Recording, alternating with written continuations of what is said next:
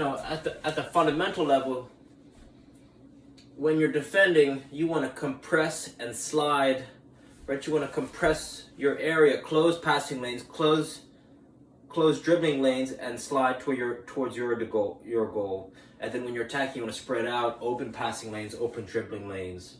And so that's one thing to keep in mind. Another thing that I remember my coach telling me is just keep the ball. And so some coaches will have different styles, right? Some coaches like to play kick and run, as in they kick the ball far away from their own goal, and then they just send attackers to try and chase the ball close to the opponent's goal, and then hopefully get some, shots on goal, some corner kicks, some throw-ins, and then just try and find some success near the opponent's goal. But one thing my coach just told us, he would say, just keep the ball, right? Because if you keep the ball, then this allows you it tires the other team out, right? And it's mentally draining when you never have possession of the ball. If you're always chasing, if you're the attacking team, if you're the defending team and you never have possession, usually teams who have more possession of the ball win games. And that's not always the case, but I'm 96% sure that throughout most soccer games, teams who have more possession usually have more shots on goal and usually win the game.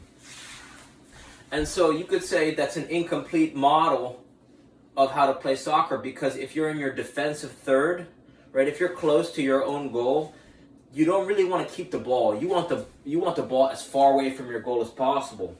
So you could say a rule is you want to keep the ball unless it's in a dangerous area of the field.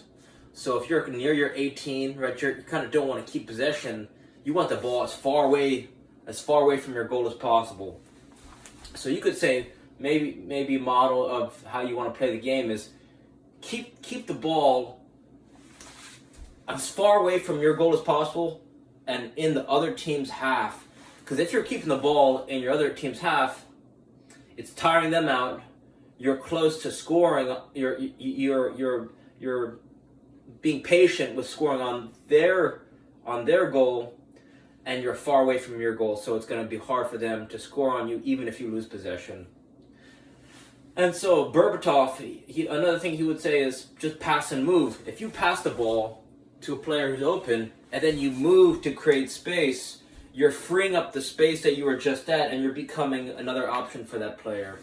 And so these are just some fundamental ideas that are going to help you as a beginner be able to think about good things to do while you're playing. You want to keep the ball, you want to keep it away from your goal,